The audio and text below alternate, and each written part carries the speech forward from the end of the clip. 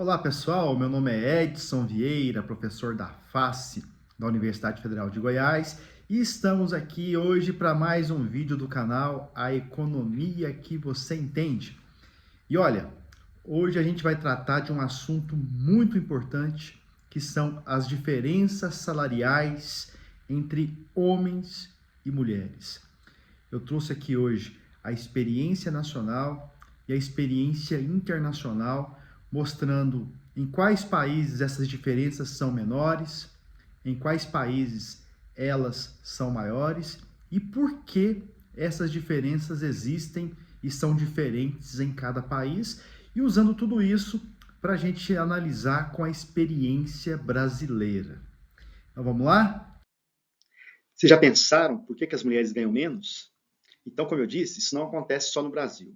Isso acontece em praticamente todos os países do mundo, em alguns deles em maior proporção e outros em menor proporção. No caso do Brasil, nós tivemos, de certa forma, uma evolução significativa dos salários das mulheres ao longo dos anos, especialmente pegando a série histórica do IBGE de 2012 a 2016. Então, quando a gente olha lá em 2012, a diferença salarial entre homens e mulheres era maior do que 36%, e em 2016 essa diferença estava ali na casa dos 27%. Mas qual que é o problema? Se a gente pegar os últimos dados do IBGE, a gente percebe que essa diferença continua em 27%.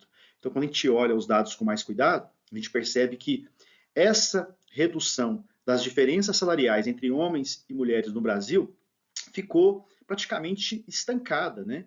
Ali a partir de 2016. A gente teve em alguns momentos que ela ficou até maior, passou a 30%, outros momentos que ficou menor, ali em 2021 ela chegou a 25%, mas de um modo geral continua em 2024 no mesmo patamar que estava há alguns anos atrás. Então essa evolução aparentemente deixou de acontecer, né?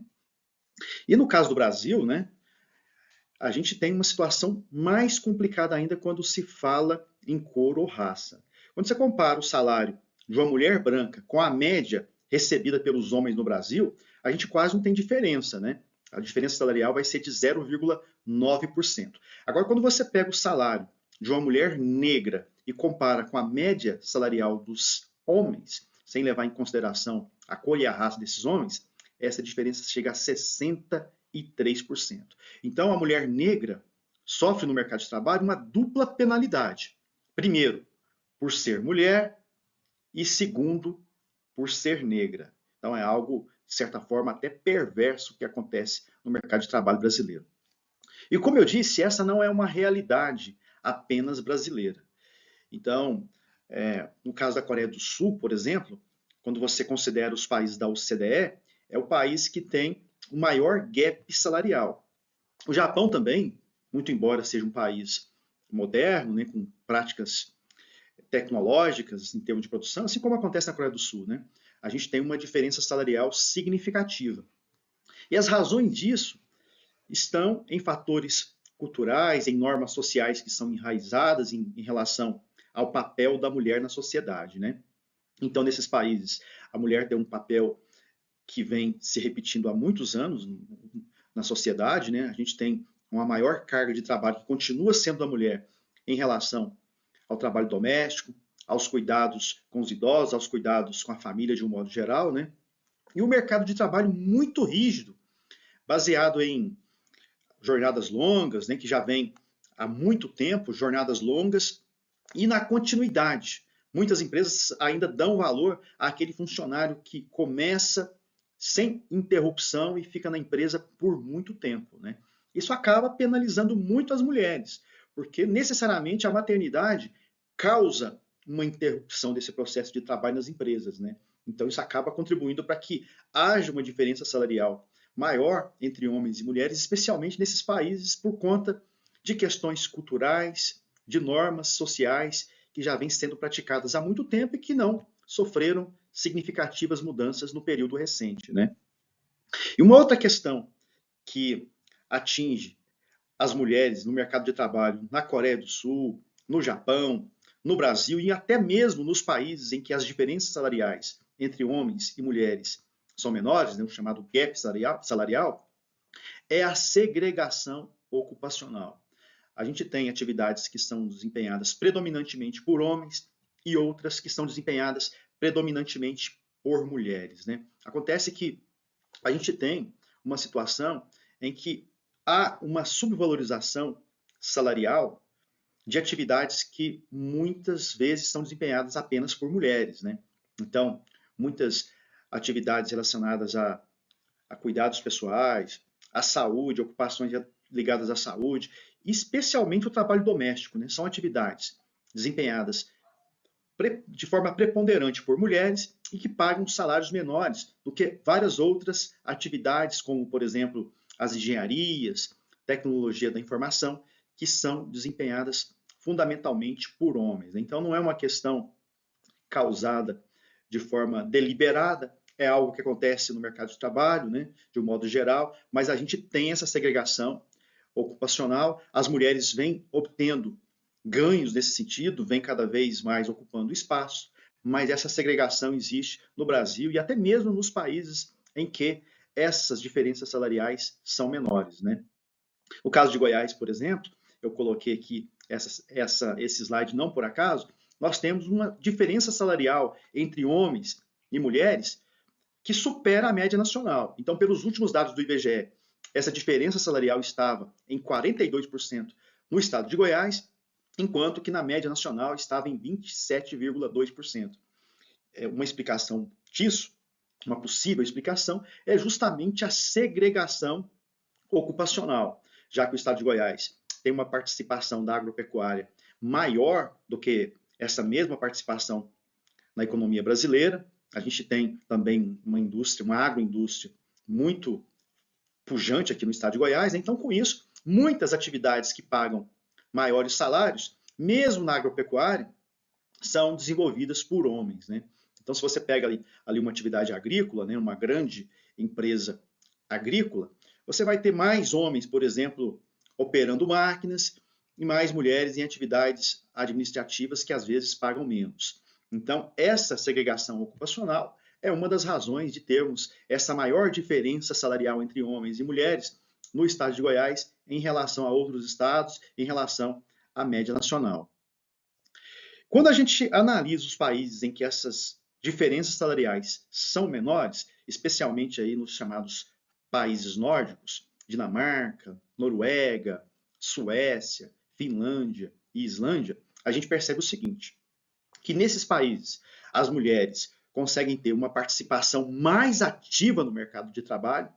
Na verdade, quando você olha as taxas de desocupação nesses países entre homens e mulheres, elas são mais parecidas do que o que a gente tem, por exemplo, aqui no Brasil, né? E essa maior participação tem a ver com a existência de mais creches e a diferença também em relação à licença parental. Então, a gente tem a possibilidade em muitos desses países de que a licença que é tirada durante a maternidade possa ser dividida entre a mulher e entre o homem. Então, você vai ter ali uma divisão maior, não apenas dessa licença, mas também do trabalho, dos cuidados com filhos, né? Então, isso vai fazer com que a mulher tenha condições de ter uma participação mais ativa no mercado de trabalho nesses países, né?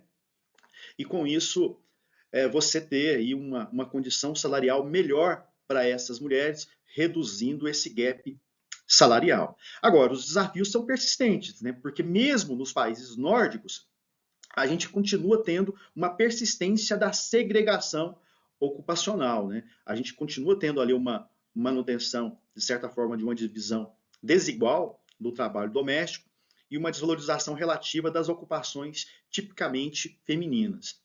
Então, essas políticas que buscam reduzir essas diferenças salariais são fundamentais porque os desafios são grandes, mesmo nos países em que essas diferenças salariais são menores. Isso tudo indica caminhos para o Brasil, né? Nós tivemos um avanço recente e importante na legislação brasileira. Nós tivemos a aprovação da Lei 14.611 de 2023, que promove maior transparência salarial, faz com que as empresas que tenham mais de 100 funcionários sejam obrigadas a publicar semestralmente os relatórios com os salários de homens e mulheres que são pagos. Então, isso traz uma transparência maior. A lei também estabelece melhores mecanismos de fiscalização e uma punição mais rígida para as empresas que eventualmente descumprirem as normas, especialmente no que diz respeito a diferenças salariais entre homens e mulheres que ocupam o mesmo cargo. Esse foi um avanço importante na legislação brasileira, mas quando a gente analisa as experiências internacionais, especialmente essas que eu acabei de mencionar, relativas aos países nórdicos, fica claro que a gente precisa avançar mais, especialmente no que diz respeito à licença parental, né? Então, no caso do Brasil, a licença paternidade para os empregados que são regidos pela CLT é de apenas 5 dias. No caso das mulheres, essa licença pode chegar até a 120 dias. Mas a gente tem que ter aqui, a gente precisava ter aqui alguma coisa próxima àquilo que a gente tem nos países nórdicos, né, que é de ter uma licença paternidade maior, ou até mesmo a possibilidade da divisão dessa licença entre homens e mulheres durante esse período pós-parto, né, para dar uma condição de igualdade maior para as mulheres no mercado de trabalho. Então, a gente precisa ter também aqui mais creches nas localidades onde as mulheres vivem, principalmente naquelas localidades em que a gente tem mais mulheres de baixa renda, para permitir que elas possam se dedicar mais às suas carreiras. Essa dedicação às carreiras é fundamental para as mulheres terem uma participação mais ativa no mercado de trabalho e, no caso particular aqui do Brasil, para que a gente volte a ter uma redução mais significativa dessas diferenças salariais entre homens e mulheres, né, que, de certa forma, foram bastante reduzidas de 2012 a 2016, mas que de lá para cá essa redução passou a ser mais lenta e mais gradual. Então, essas experiências internacionais são fundamentais para que a gente tenha aí uma combinação de políticas com mais creches, eventualmente uma licença parental com uma igualdade maior de tempo entre homens e mulheres, para que a gente continue tendo avanços aqui no Brasil, assim como houve nos países nórdicos, né? Então, essa que é a lição que essas informações nos trazem nesse momento. Pessoal, essa conversa de hoje termina aqui, mas a gente vai ter outras. Espero que vocês tenham gostado do vídeo, indiquem o canal para os seus amigos, para os seus colegas, e a gente vai conversando por aqui. Um abraço forte!